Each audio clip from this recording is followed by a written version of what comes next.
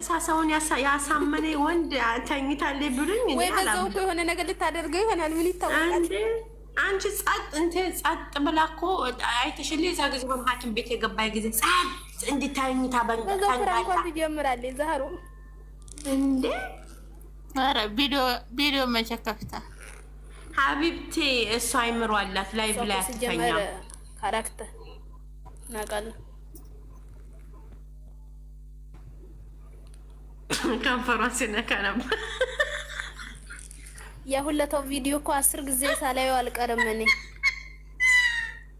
ኧረ ትላንትና እኔማ ልንገርሽማ እንዲህ ነው አይኗን ጨፈን ብሎ ማለት ጭራዋን ጸጉሯን ልክ ቅማል የሚዳብስ ሰው እንዴት ነው ፊቷ ጉድፉ ምኑን ሲያይ ይሄ ሰው ምን አስቦ ነው? ኧረ ተረጋጋ ላይቭ ላይ ነህ እላለሁ። ወረድ ይላል በዛ ይላል በዚህ ከዛ ድንግጥ ብሎ ደግሞ እይጥ የሚያደርገው ነገር አለ። ከዛ ግን አላየሁም ወጣሁኝ። ከንፈሯን አላለችም ነካካኝ ከንፈሬን በሚለው ሄዱበት ነው የምልሽ።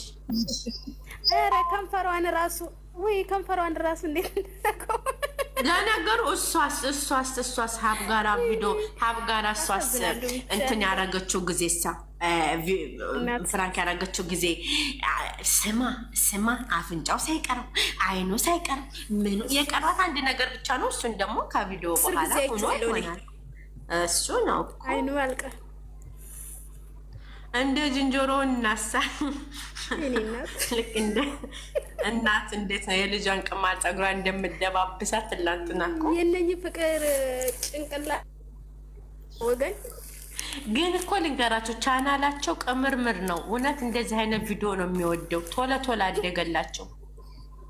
አዎ ነገር አይወድም። ለምንድን ነው እናውቃለሁ። ጭቅጭቅ አይወድም። አንቺ ሀይሚ ትተኛለሽ ይላልሽ እንዴ? ታርፊያለሽ? ሀይሚ እኔ እኮ ቡና ታፈላልኛለች ብዬ ነበር ዛሬ። ኧረ ይሄማ ኧረ ኩን ማለ የከንፈሩን ነገር ተይው። ከካሜራ ጀርባማ ያው ነው።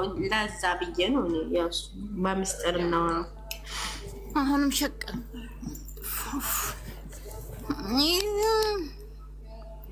አው ከንፈሯ ሲነካ ፍርሃት ሄደበት አላለችም። እኔ ራሱ ደንግጫለሁ። ዝቅ አለ እንደያልኩ ሰውዬ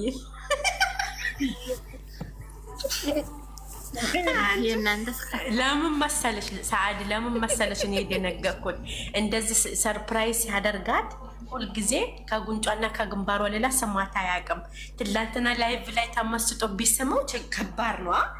ኖርማል ነው እኮ ቢስመው፣ ግን የሆነ እንደ ሮማንቲክ ቪዲዮ ሲሰሩ በዛን ታይም ቢስማት ይመች ነበር። እንደዚህ ወይን ምናምን ይዘው ቢስማት ያስኬዳል። ላይቭ ቁጭ ብለሽ መሳም ደግሞ ከባድ ነው። ግን እኮ ያው እንደሳመው ቁጥር እንደሳመው ቁጥር ወላንሳ ዝም በይ ላፊው ዝም ብለሽ ያው ነው ተነካካው ተሳማ ነው። ሚዲያ ላይ መቼም ነው የማይስማት። ምናልባት የሰርጉ ዕለት አላውቅም። የሰርጉ ዕለት ግጥም አድርጎ ይስማት። የሆነ ሰርግን የሄድኩና ኢትዮጵያ የሆነ ሰዓት ላይ አለ። እውነትን ቁም ነገር ወላንሳ እያዳምጭኝ የሆነ ሰርግ ነበረ እና እኔ መጀመሪያ እኔ ሚዜ ነበርኩኝ። ግን የሁለቱም ሴቲቱ እህቴና ዘመዴ ናት። ወንዱም እንደዛው። ወንዱ ኑሮ የመጣው ሳኡዲ ነው። ገባሽ? እኛ ጋራ እኛ ዝንዳ እንደዚህ በባህል ይሄን ሀይቅ ዳር ባህር ዳር ሄደው ቀለበት ምናምን ሲደረግ ከንፈር የሚሳሳም የለም። የሆነ የበፊት ባህል ስለሆነ ይፈራሉ። ገባሽ? ወንድሞቻቸውን ተቱ ይፈራል። ግን ያ ልጅዮ ሳኡዲ ለ5 ዓመት ያልተቀምጧል። ሚስቲቱም ዱባይ ሰርታለች።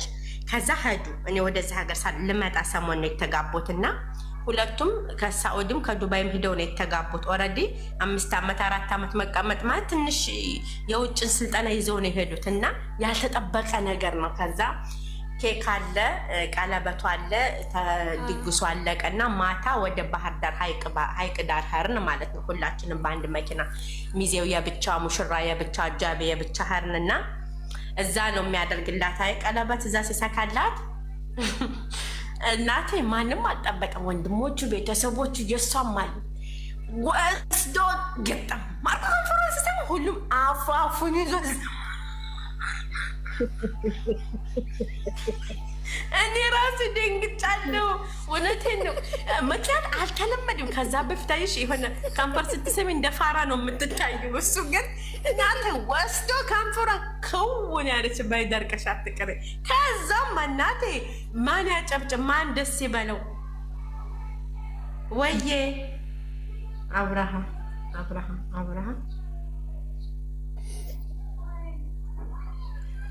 አሁን ላይ እኮ በነገራችን ላይ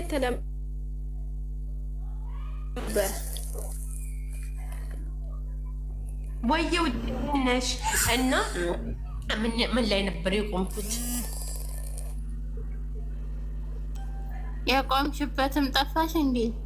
አዎ እንትን ነው ዛህራ ሲሉኝ ወይዬ እያልኩኝ ከዛ ምን አደረጉ መሰለሽ? በቃ ሳማት ማለት ነው። ቀለበቱ እንትን ተባለ።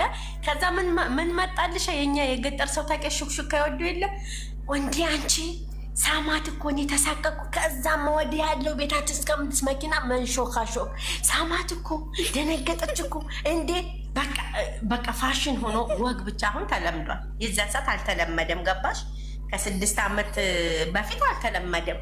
እና ሳማት እኮ እንዳል ቤታችን ገብተን ለማውራት ፈራን። ኧረ አሁንም አንዳንድ ቦታ ላይ የለም። አራዊ በዛን ሰዓት እኛ ሰፈር የለም ውዴ። በጣም ነው የሚፈሩት። አንድ ነገር ወሽተውናል። ከንፈር እንሳሳም ይላሉ፣ ግን ከካሜራ ጀርባ እንዳለ ትናንት ተረዳሁ። ምንም የለም። አንዴ አምነሽ ነበር ግን ከካሜራ ጀርባ እንዳለ ጅል። ደግሞ አንቺ አላበዛሽም ወይ እህቴ? ወይ የማየ እንዴት ነሽ? ደህና ነሽ ወይ? እኔ የምልሽ እንትን እኮ ነው ከካሜራ ጀርባ መሳሳም እንዳለ ተረዳሁ አላለችም? እና ታዲያ እንሳሳማ ብለው ሊነግሩሽ አስበሽ ነበር? ጠብቀሽ ነበር ነው ጠብቀሽ ነበር ወይ? አዎ በያ እንዴ የጨረቃ ዋሽተውናል። እንዳስቢው ከእንትን በኋላ ሊያወሩ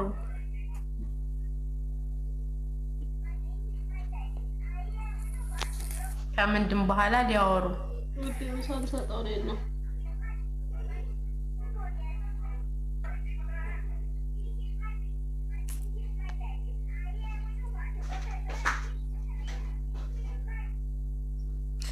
ልጅቱ እኮ የቤቲቱ ባለቤት ተኝታለች ውዶቼ።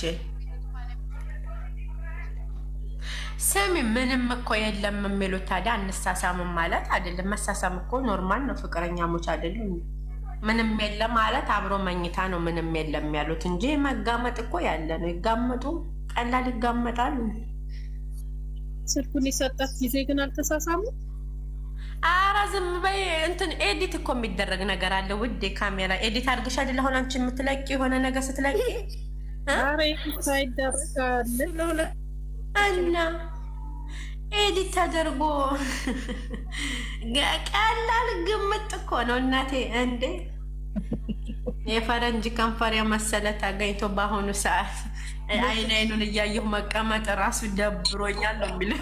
እባክሽ እኔ የለውበትም። ደስ የሚለው ነገር የእኛን ኑሮ እየኖሩልን ነው ስንወስ